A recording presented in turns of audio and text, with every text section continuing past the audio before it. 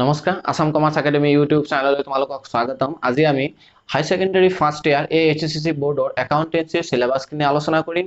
তো তোমালোকে ভিডিওটো শেষলৈকে চাই থকা আৰু এইটো ভিডিওৰ পিছত আমি হাই সেকেন্ডাৰী ফাৰ্ষ্ট ইয়াৰৰ কোৰ্সটো আৰম্ভ কৰিম। আমি অলৰেডি ক্লাস 12 অৰ্থাৎ হাই সেকেন্ডাৰী সেকেন্ড ইয়াৰৰ আমি ক্লাসখিনি আৰম্ভ কৰি দিছো। তো তোমালোকে চেনেলটো মোৰ সাবস্ক্ৰাইব কৰি থবা, ভৱিষ্যতলৈ তোমালোকক কামত লাগিব। তো আজিৰ ভিডিওটো আমি আৰম্ভ কৰো। ঠিক আছে, প্ৰথমতে তোমালোকৰ সিলেবাসটো দুটা ভাগত ভাগ কৰিছে। পাৰ্ট এ আৰু পাৰ্ট বি ভাগ কৰিছে। পার্ট এ আছে ফাইনান্সিয়াল একাউন্টিং 1, পার্ট বি আছে ফাইনান্সিয়াল একাউন্টিং 2। তো ফাইনান্সিয়াল একাউন্টিং 1 ত তোমালোকৰ 6টা ইউনিট আছে আৰু ফাইনান্সিয়াল একাউন্টিং 2 আছে তোমালোকৰ 4টা ইউনিট। টোটাল আছে 10টা ইউনিট। 10টা ইউনিটত টোটাল 100 মার্কস আছে। টোটাল তোমালোকৰ 100 মাৰ্কস আছে। তো ফাইনান্সিয়াল একাউন্টিং 1 ত কি ইউনিট আছে আৰু ফাইনান্সিয়াল একাউন্টিং 2 ত কি ইউনিট আছে আমি এতিয়া আলোচনা কৰিম। তো ভিডিওটো তোমালোকে চাই থকা। এতিয়া চোৱা ফাইনান্সিয়াল একাউন্টিং 1 ত কি ইউনিট আছে। তো financial accounting part 1, financial accounting 1 ত আমাৰ হয় পাৰ্ট 1 হয়। পাৰ্ট 1 ত আমাৰ 6টা ইউনিট আছে। মই আগতে কৈছো ইউনিট 1 ত কি আছে, ইন্ট্ৰোডাকশনস টু একাউন্টিং। এটো 6 মাৰ্কস আছে, টোটাল মাৰ্কস এটো 6 আছে। কি আছে ইন্ট্ৰোডাকশনস টু একাউন্টিং। একাউন্টিংৰ বস্তুটো কি, তাৰ বেসিক টাৰ্মস যেনেকে ট্ৰানজেকশনস, এসেটস, লাইবিলিটি, ডেটৰ্স, ক্ৰেডিটৰ্স, ডেবিট, ক্ৰেডিট এনেকুৱা ধৰণৰ বিভিন্ন টাৰ্মস আমি এই পাঠটো শিকিব পাৰিম। একদম ধৰি লোৱা তোমালোকে একাউন্টেন্সিৰ বা একাউন্টিংৰ একদম এবিসিডি তোমালোকে শিকিবা। কাৰণ এই একাউন্টিং বা একাউন্টেন্সি আমি আগৰ ক্লাস 10 লৈকে কোনো ধৰণৰ আমি হিন্টস পোৱা নাই বা একাউন্টিং ৰিলেটেড বস্তুখিনি পোৱা নাই। পালেও আমি সেই বস্তুটো একাউন্টিংৰ নিচিনা বুজা নাই। আমি ট্ৰানজেকশনস পাইছো, অনলাইন ট্ৰানজেকশনস এনেকুৱা ধৰণৰ ট্রানজেকশনস। এই ট্রানজেকশনসটো কি আমি একাউন্টিংত খুব ধুনীয়াকৈ শিকিম। তো এইখিনিত আমি এই প্ৰথম ইউনিটত এনেকুৱা হৈছে যে যিকেইটা একাউন্টিংৰ ৰিলেটেড টাৰ্ম আছে এই টাৰ্মখিনি আমি খুব ধুনীয়াকৈ আলোচনা কৰিম। পাঠটো সিলেবাসটো চালে তোমালোকে গম পাই যাবা আৰু টোটাল সিলেবাসটো ডিটেইল সিলেবাসটো তোমালোকে ডেসক্ৰিপশনত পাই যাবা। তো ডেসক্ৰিপশনৰ পৰা তোমালোকে সিলেবাসটো চাই ল'ব পাৰিবা। পিছত হল ইউনিট 2। ইউনিট 2 কি আছে, থিওরি বেস অফ একাউন্টিং। এটোতো টোটাল মার্কস 6 আছে। ইয়াত এই ইউনিট 2 আছে থিওরি বেস অফ একাউন্টিং। একাউন্টিংৰ যিমান থিওৰি আছে, ধৰি লোৱা একাউন্টিং স্ট্যান্ডাৰ্ডস আছে আৰু বিভিন্ন ধৰণৰ একাউন্টিংৰ বেসিক এন্ড বিজনেস এন্টিটি এনেকুৱা ধৰণৰ বিভিন্ন ধৰণৰ থিওৰি একাউন্টিংৰ যিবিলাক আছে, সেই থিওৰি বিলাক এই পাঠটোত আমি পঢ়িব পাৰিম। বহুত ইম্পৰ্টেন্ট পাৰ্ট হয়, কাৰণ এই পাঠটোই এই একাউন্টিং স্ট্যান্ডাৰ্ড এইবিলাক আমি হাই সেকেন্ডাৰী তো পামেই, লগতে পিছত ডিগ্ৰী, পিছত সিএস লেভেল লৈকে এই বস্তুখিনি আমাৰ চলি থাকিব। ঠিক আছে, ইউনিট 2 ত আমি এখিনি পঢ়িব পাৰিম। পিছত হল আমাৰ ইউনিট 3। ইউনিট 3 ত আছে recording of business transactions. Total marks চোৱা তোমালোকে 20 আছে।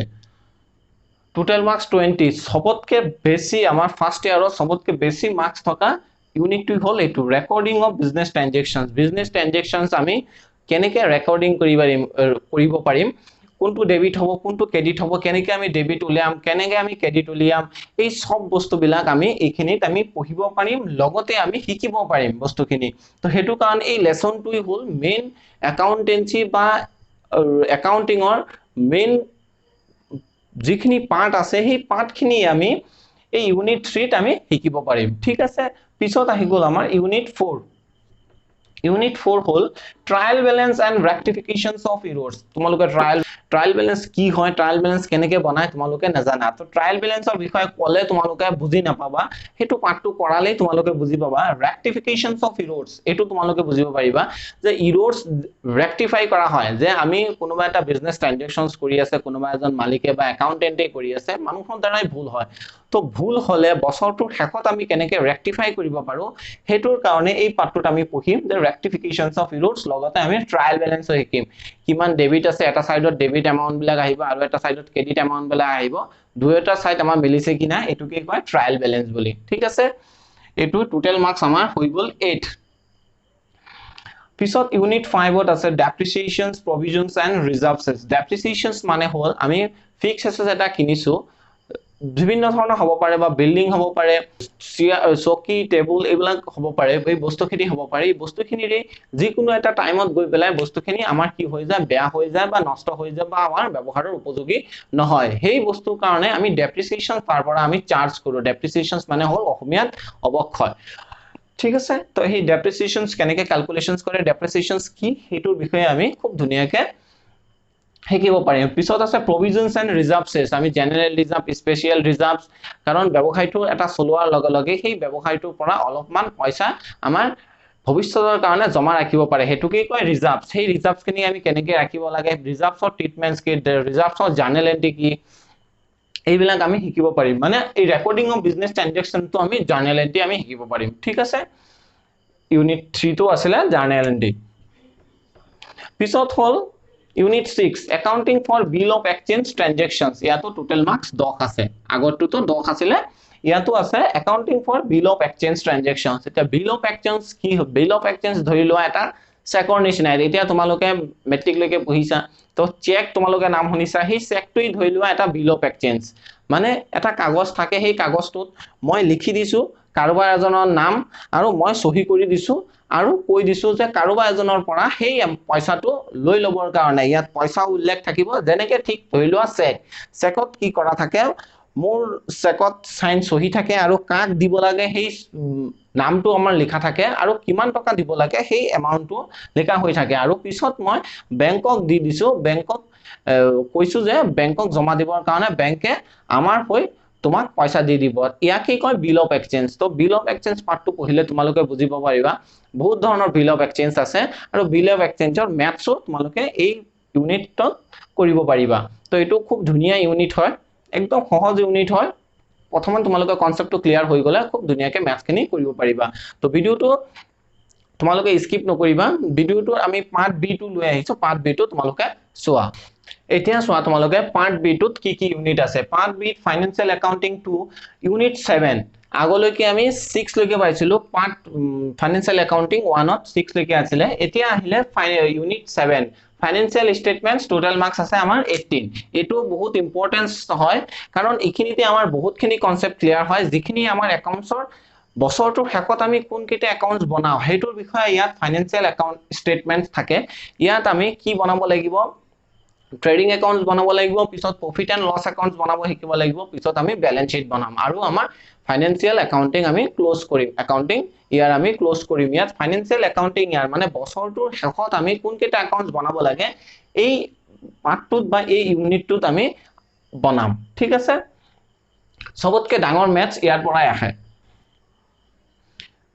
পিছত আহিলে আমাৰ unit 8 accounts from incomplete records এটো হল এক পবিষ্ট পদ্ধতি অসমীয়াত কয় ইয়াত সৰু সৰু এটা বিজনেসম্যানে বা ব্যৱসায়ৰ মালিকে কি কৰে সিহঁতে অকল কি কৰে কিমান টকা বেচিছে কিমান টকা কিনিছে এটোহে এটা সিস্টেম বা অলপহে ডাটা ৰাখে সিহঁতে কিন্তু ডাবল এন্ট্ৰি সিস্টেমত খুব ধুনিয়াকৈ কোম্পানী বিলাকে খুব ধুনিয়াকৈ ৰেকৰ্ড মেইনটেইন কৰে কিন্তু আমাৰ সন্মুখত থকা বজাৰৰ দোকান বিলাকে জনকা আছে সিহঁতে অকল কি কৰে কিমান টকা বেচিছে কিমান টকা কিনিছে এনেকা ধৰণৰ সৰু সৰু বা অলপকে সিহঁতে ডাটা মেইনটেইন কৰে তথ্য মেইনটেইন কৰে সিহঁতৰ কাৰণে কেনেকৈ আমি বছৰটোৰ শেষত আমি হিসাব কৰি লৈ পেলা সেই ব্যৱসায়টোৰ লাভ হৈছে না লস হৈছে আমি কেনেকৈ উলিয়াম এই পাৰ্টটোত আমি শিকিব পাৰিম accounts for incomplete records concept clear হৈছে বা টোটাল মার্কস 12 আছে পিছত ইউনিট 9 ত আছে Computers in accounting total marks 6 আছে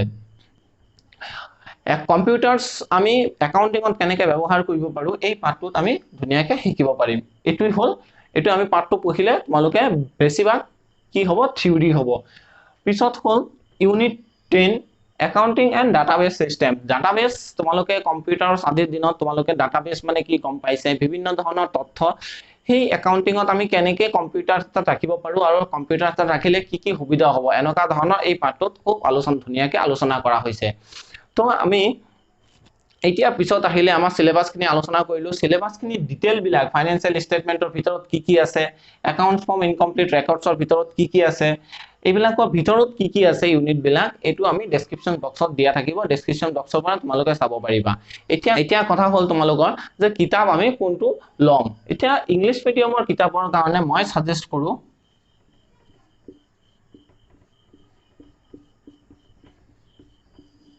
কিতাপৰ নামটো লিখি লোৱা তোমালোকে বিবি দাম ছাৰৰ কিতাপটো তোমালোকে ইংলিশ মিডিয়ামৰ কাৰণে লবা কাৰণ এই বিবি দাম ছাৰৰ কিতাপত খুব ধুনিয়াকৈ খুব ইজি ল্যাঙ্গুৱেজত কাৰণ তোমালোকৰ ইজি ল্যাঙ্গুৱেজ লাগিব ইজি ল্যাঙ্গুৱেজত খুব ধুনিয়াকৈ লিখা হৈ থাকে পঢ়িলেই তোমালোকৰ একদম ধুনিয়াকৈ কনসেপ্ট ক্লিয়াৰ হৈ যাব পিছত ল'বা যদি অসমীয়া মাধ্যমত লোৱা তোমালোকে চেনিৰাম বৌদ্ধ ছাৰৰ কিতাপটো ল'ব পাৰা নগাং কলেজৰ ৰিটায়াৰ্ড প্ৰফেচাৰ হয় তো নেক্সট ভিডিঅ'ৰ পৰা আমি কোৰ্সটো খুব ধুনীয়াকৈ হাই সেকেন্ডাৰী ফাৰ্ষ্ট ইয়াৰ আৰম্ভ কৰিম তো ভিডিঅ' যদি ভাল লাগে তেন্তে লাইক কৰি দিবা আৰু লগতে মোৰ চেনেলটো সাবস্ক্ৰাইব কৰিবা আৰু ভিডিঅ'টো শ্বেয়াৰ কৰিবা তো আজিৰ কাৰণে ইমানখিনি